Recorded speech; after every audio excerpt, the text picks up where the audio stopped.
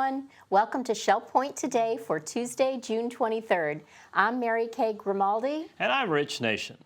Coming up on today's show, we'll discuss the Estate Planning Seminar as presented by the Academy of Lifelong Learning. And we'll meet Shell Point residents Dick and Beulah Johnston of Turban, who have fascinating histories as missionaries. But first, we want to remind you of the Do You Know Your Neighbor event coming up tomorrow. If you've ever had an interest in or traveled to the beautiful country of Italy, if you've lived there or perhaps you even speak Italian, then you're sure to enjoy this social gathering in the Social Center on the island at 2:15. Light refreshments will also be served. Also, if you'd like to be known as a smart driver, there's a class for that. It's time to tune up your driving skills and update your knowledge of the Florida driving laws.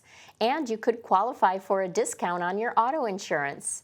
Many companies discount their premiums for 3 years after completion of this class, which takes place Thursday at 9:15 a.m. in the Social Center.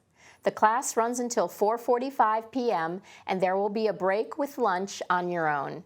The cost of the course is $20 or $15 for AARP members. Be sure to sign up at either service desk. The Aviation Club is meeting on Thursday in the Osprey Room on the island. Lynn Frasner of Parkwood will be the special speaker. He served as a military pilot and civilian test pilot for many years and will give an overview of aircraft flight testing and evaluation. He will also talk about his work at the Boeing Helicopter Company, from which Lynn retired as Director of Flight Testing. The club meets at 1:15. Again, that's this Thursday in the Osprey Room. Looking ahead, there will be a Life Quest discussion group this Saturday. The theme is Team Builders and Icebreakers. This will be a fun, interactive program to get to know each other. Join Program Coordinator Caitlin Van Scoy for this team-building program that is sure to have you laughing as well as sharing. It begins at 10 a.m. in the Grand Cypress Room of the Woodlands this Saturday. Tomorrow is the Academy presentation entitled Estate Planning Fundamentals for Florida Residents. There you'll learn about essential estate planning documents, what they should say, and what to do with them once they're all signed. Jeff Cory and Mary Moore from the Legacy Foundation are ready to give us more information about this presentation. Hi, I'm Terry Coleth, and I'm here today with our Legacy Foundation leadership. That would be Mary Moore and Jeff Cory. And we're going to be talking about the next Legacy seminar, which is called Estate Planning Fundamentals for Florida Residents. Thanks for joining me, Mary and Jeff. Thank you, Terry. Thank you, Terry. Well, it's so nice again to have you both back in the Legacy Foundation. And I think this is something that should interest everybody for two reasons. First reason, Florida is different. Each state has its own requirements, right? That's right. And if you are new to Florida, you might, want to know why we need these things that we need, the fundamentals of estate planning. Also, it's important to keep reviewing. Keep reviewing. Things change in our lives. So you're going to bring us Kevin Kyle, and we'll get all the information right there. That's right, Terry. Okay, tell us what are some of the fundamentals for Florida residents? What's important? What are we going to focus on? Well, it's important for residents who perhaps have recently moved to Florida. As you mentioned, all of these states are different as far as their requirements with tax laws and estate planning laws. So it's important to have your documents reviewed to make sure that they comply with Florida statutes, so there's no problem for you or your heirs. And also, as you mentioned, if it's been a few years since you dusted off the file and pulled out your will and power of attorney and things, it's always good to review, make sure there's any changes in your life or your family's lives, your loved ones, to make sure that you have the proper people in place to help you when you need it. Super. Now, Mary, you've come up with some visuals for us because it's always important. Sure. Jeff, what are the 5 documents that are important that our residents make sure they have updated? Well, thank you, Mary, for putting these together. Our first one is a last will and testament. We want to make sure that you have a will that's up to date. Again, maybe a revocable trust as well. Important document to distribute your property to your heirs and the charities you're passionate about. So we want to make sure you've got a will that's up to date. So, yeah. The second document, very important, is a durable power of attorney. That's right. And that document is to appoint someone to make financial decisions for you if you're ever unable to.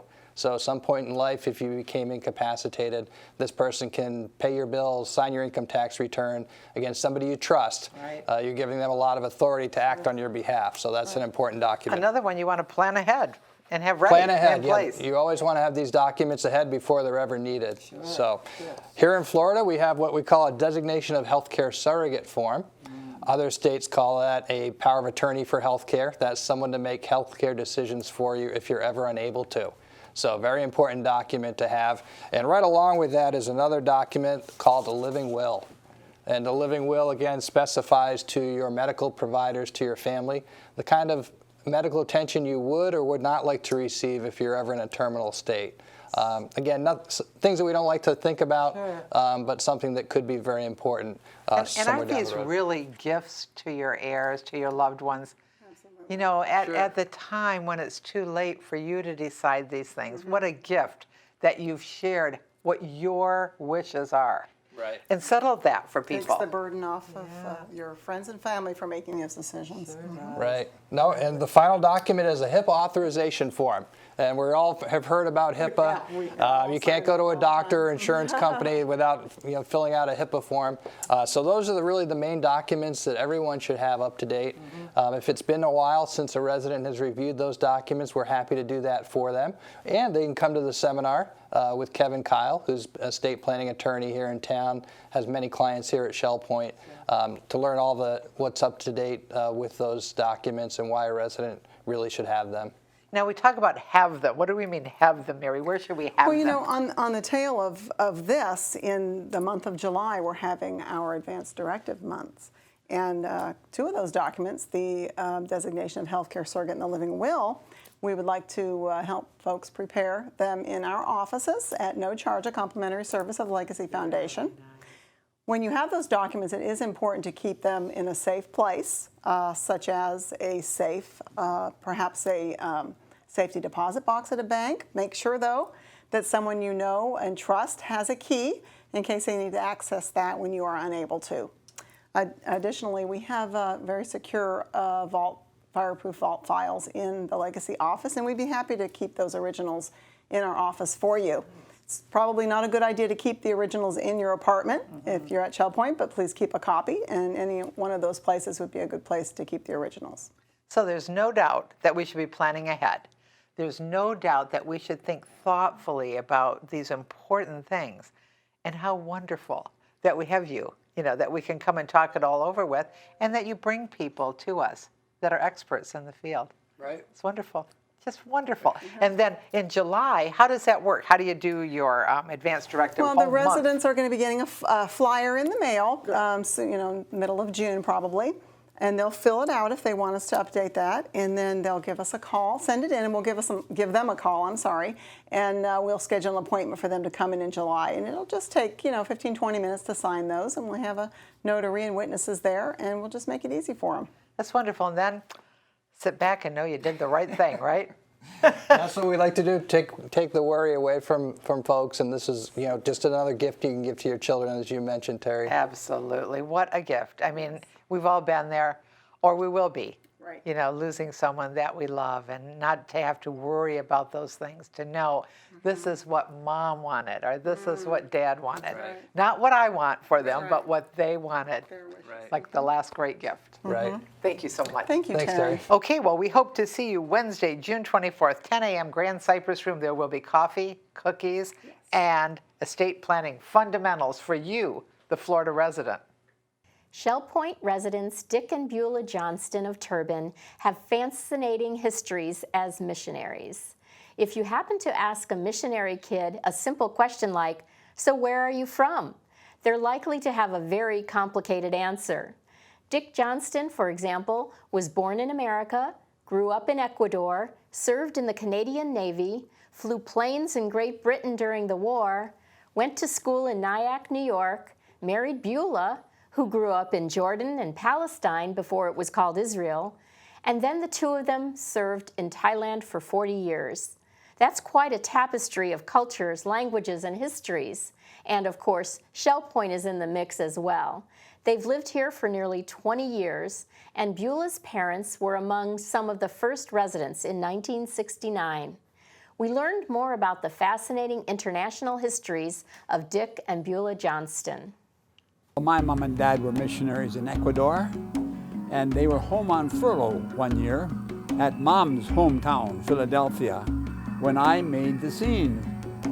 And before being 1 year old, we took off back down to Ecuador again. And my first remembrances as a little kid was a little village way up in the top of the Andes Mountains, La Union.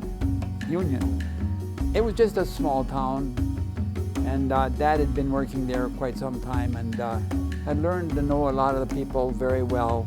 They all spoke Spanish, and Mom told me that we spoke Spanish before we spoke English. Started school in Quito. They didn't have auto roads in, and we had to drive on our horse. We traveled about 2.5 days to get there from La Union. We went down 2 real deep valleys and up over 2 ridges of the Andes, and we used to put our coats on as we went up and take them off as we came down. I can never forget those trips with great going through the jungles there and huge flocks of highly colored parrots flying across. Look, Mom! We just grew up as little old Ecuadorians. Enjoyed it very much. Dad was Canadian, so he checked us in with the Canadian consulate, and I became a dual national from day one. So we were all mixed up. We're all mixed up kids. Finished high school, I went over to England in the Second World War and had some exciting times there. Came back and they asked me, where do you want to go to school? So I decided, I want to go down to the Missionary Training Institute in Nyack, New York. Went down there and they paid my way. And when I was in my final year, I met this beautiful gal, Beulah. And because we had so much in common, she was also an MK, a missionary's kid. I was born in Brockton, Massachusetts, and I was 6 months old when my folks took me back to the Near East, what was Transjordan at that time. And we lived in a town called Ma'an, just a small little hick town. Then Dad was made the field director, and we moved to Jerusalem. And I lived in Jerusalem for until I was 8 years old. My Transjordan friends were all Arab kids, and I spoke Arabic as well as I spoke English. That was just the language that was around us all the time. When we moved to Jerusalem, I was more in a compound sort of situation and didn't have that same opportunity to play with the kids. Well, where's home? That is a toughie. We were on the go all the time. Looking back over my life, I wasn't at all sorry that I was traveling all the time. I thought it was a very exciting sort of way to grow up. He says he grew up in a suitcase. I don't feel that way. I don't feel that way because when we stayed any place, it was at least a year. And even after we got back to the States, I didn't go to any school for more than 1 year until I got to high school. It was one of the reasons why I decided I will be a missionary myself. I saw the value of it just as a little kid. I thought that I wanted to go to a tribal group of people that had never had an introduction to God or Jesus Christ. I wanted to go and find one of those groups. We had a tribe in South Vietnam. But all picked out for us. Yeah, all picked out for us, and we were looking forward to going there. But then came the bad situation where the war was getting quite heavy and people were being killed, including missionaries. And they said, no way are you going to go back there. There's a group of people in northeast Thailand that had never been touched. How can we get to these people? We don't have anybody trained to do this sort of a thing. Then they heard that Dick and Beulah had done some special linguistic training for this very sort of a thing. And they immediately contacted us and we said, sure, we'll be happy to go. Thailand, here we come. Summer on Top was home to us, really. Being over in Thailand 40 years made you build up some tremendous experiences that would make it very nice to go back there again and see some of the real good friends that you've met and grew up with those 40 years. Actually, we have been back to Thailand 2 or 3 times. After we had settled here in Turban Court, they asked us if we would go back and run the guest home for a year. I thoroughly enjoyed it, and we had a great time that year. And then a couple years after that, we went back to translate the Jesus film into our tribal language. It was one of the reasons why I decided I will be a missionary myself. I saw the value of it just as a little kid. Missionaries, we have an awful lot in common, so we sort of feel kind of at home here. We've been here. We're going on to 20 years Oh my goodness. in January. How time flies.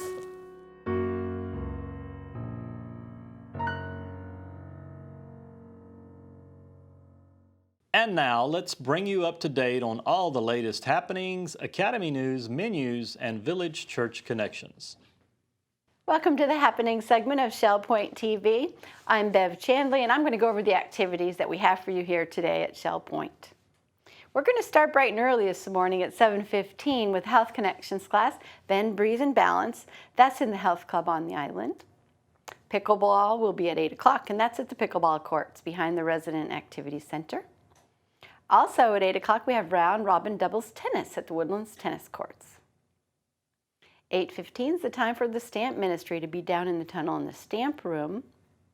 The Ladies Golf Association will be at the Shell Point Golf Club at 8:30. Now we move to 9:15. That's when you'll find open painting in the art studio down in the tunnel. Also at 9:15, we have shuffleboard down on our shuffleboard courts. Match play mixed doubles tennis will be at the tennis courts at 9:30. And at 10:15, we have Through the Bible Study Group in the Osprey Room on the island. At 11:45, we have a Life Quest Living Healthy. That's in the Osprey Room on the island. Now we'll start our afternoon activities at 12:30 with Mixed Progressive Bridge in the game room of the Woodlands. 1:15, the Knitters Group will be in the Osprey Room.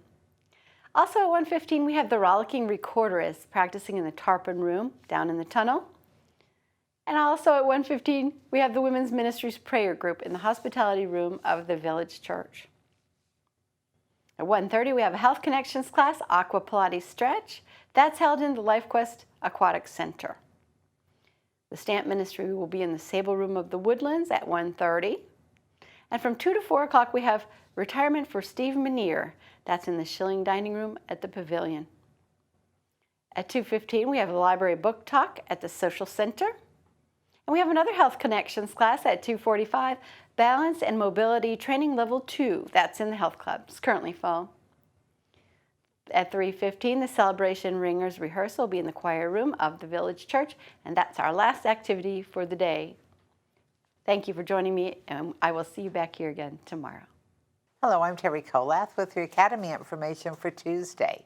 At 10 o'clock, we welcome Professor Adrian Kerr for How Caribbean Sugar Helped George Washington Win Independence. This will be in the Grand Cypress Room of the Woodlands, and you can sign up right at the door. At 10:15, you can walk into the Manatee Room on the island with your iPad or iPhone questions for the walk-in clinic. We have a new class coming tomorrow. It's our second legacy seminar of the semester. The focus, Estate Planning Fundamentals for Florida Residents. I'd also like to say a big thank you to our Pavilion Auxiliary volunteers and to issue an invitation to join them. With summer travel beginning, we can use many substitutes for our ongoing committee work. Please call me if you'd like to discuss the opportunities, or if you'd like to take the next orientation on June 26th, just call 454-2272. Menus for Tuesday. In the Crystal Room, the Crystal Platter is roast turkey with dressing, mashed potatoes, and peas. And the soup of the day is corn chowder.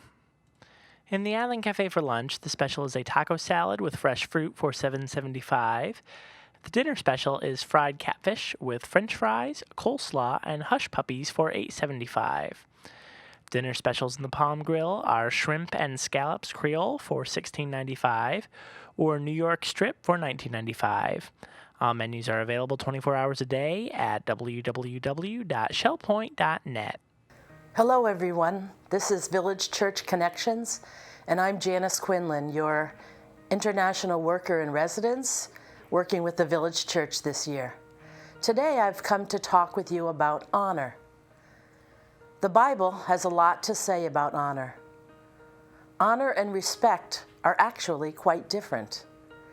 Respect is something someone earns, while honor is a gift you give freely. Find ways to honor people, not just because they deserve it, but because it's the right thing to do. The Bible says we ought to show honor to those who are in authority over us. Romans 13, 1 through 7 explains that God in His sovereignty has placed people in positions of leadership. I admit, most of my adult years have been spent living in Asia. Sometimes I feel like a stranger in my own birth country. I have lived in a kingdom with a king, in a culture that limits the boundaries of free speech. Whenever I come back to the United States, I am always a bit taken back by the comments people voice about our president. I may not necessarily agree with many of his policies or be a personal fan of his leadership, but regardless of my personal views, I am a citizen of the United States. I am not honoring the man or the office when I offer belittling comments about the president in social settings. We are supposed to show honor not only to powerful people, but to all those who are in authority over us. Who might those people in your life be? The Bible also tells us to honor our pastors and church leaders. In 1 Timothy 5, verse 17, it states, "The elders who direct the affairs of the church well are worthy of double honor, especially those whose work is preaching and teaching." So we are also instructed to show honor to those who lead us spiritually. Is it possible to grow in honor when we live in a dishonoring culture? The answer to this question is found in Romans chapter 12, verse 10. Love one another with brotherly affection. Outdo one another in showing honor. I ask myself, how can I outdo others in showing honor, regardless of whether the person deserves it or not? Quite honestly, many don't deserve it. Give it freely anyway. Always keeping before us what Christ has freely given to us, especially since we didn't deserve it either. There are so many people who regularly serve us in our homes, at church, in the community. Show them honor by being overly courteous, offering words of encouragement, and smiling freely. Esteem them highly and tell them how much you value them. Then demonstrate it by actions that reinforce the kind words that we speak. Perhaps the root cause of dishonoring each other is that as a culture, we have dishonored God. In our culture, God is treated as common or ordinary. He is regularly referred to as the man upstairs, a higher power, or the big guy. He is so much more than that. He is the Alpha and Omega, the sustainer and creator of the universe, including us, His created beings. Because of what He did for us on the cross, We honor him with our lives and with our speech. We are admonished to value others and show them honor, opening the door for them to see that they are valuable enough for Jesus to give his life for. Is honor the forgotten virtue? May it not be so among us. On behalf of the Village Church, have a wonderful day. Thanks for joining us today. Return tomorrow when we'll learn about an academy class on shrinking the government. And we'll pull up a chair at the card tables at the Resident Activity Center for a game of Samba. This has been Shell Point Today for Tuesday, June 23rd. I'm Mary Kay Grimaldi. And I'm Rich Nation, and on behalf of all of us here at Shell Point TV, we'd like to wish you a wonderful rest of your day, and we'll see you again tomorrow.